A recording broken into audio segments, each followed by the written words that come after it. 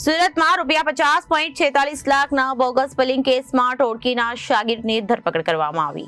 પોલીસે આરોપી હાર્દિક રમેશ ગુરિયાને ઝડપી પાડ્યો. આરોપી હાર્દિક ગુરિયા એક્સિસ બેંકમાં સેલ્સ એક્ઝિક્યુટિવ તરીકે નોકરી કરતો હતો.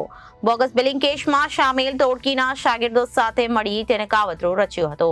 હાર્દિક ગુરિયાએ પેરેલ ટેક્સ અને લીલા ટ્રેડિંગ ફર્મના જીએસટીના નંબરોની ખાતરી કરી ન હતી અને લાખો રૂપિયાનો કૌભાંડ આચર્યું હતું.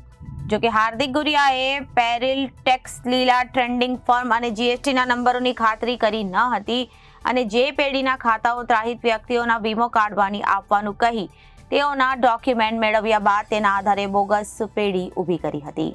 જે પેઢીના નામે બેંક ખાતાઓ ખોલાવી ત્રાહિત વ્યક્તિઓના નામના મોબાઈલ નંબરો લખી બેંક ખાતાથી પાસબુક, ચેકબુક અને એટીએમ કાર્ડ બોગસ બિલિંગ આચરતી ટોળકીને આપ્યો હતો. જ્યાં જીએસટી 30નો દુરુપયોગ કરી લાખો રૂપિયાનો કૌભાંડ આચરવામાં આવ્યું હતું. જોકે પોલીસે આરોપીને પકડી જેલના સળિયા પાછળ ઢકેલી કાયદેસરની કાર્યવાહી હાથ ધરી છે.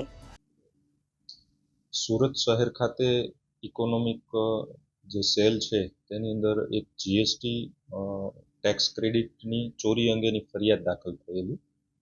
જે ફરિયાદની અંદર ફરિયાદીના જે જીએસટી એકાઉન્ટની અંદર ટેક્સ ક્રેડિટ જમા થયેલી હતી લગભગ 50 લાખ આસપાસ, તેની ચોરી કરી અને નુકસાન કરેલું એ બાબતની ફરિયાદ મળેલી. જે તપાસ અમો કરતા હોય જેમાં મહેરબાન પોલીસ કમિશનર શ્રી અનુપમ ગેહલોત સાહેબ દ્વારા સતત માર્ગદર્શન હેઠળ સદર ગુનો ડિટેક્ટ કરેલ છે અને ભાવનગરની અંદર રહેતો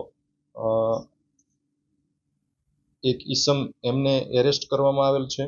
જે એક્સિસ બેંકના sales executive, business development executive Hardik Ramesh Guria એમનું નામ છે.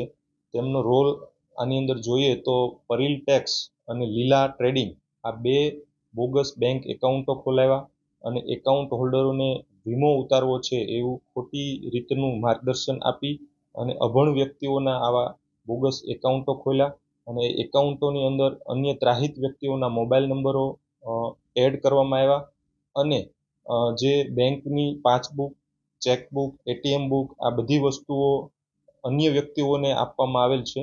જે બાબતે આ ઈસમની ધરપકડ કરવામાં આવેલ છે અને એમના રિમાન્ડ મેળવવાની તજવીજ કરવામાં આવેલ છે. આગળની તપાસ અત્રે શરૂ છે. Bureau report, Janadesh news, Surat.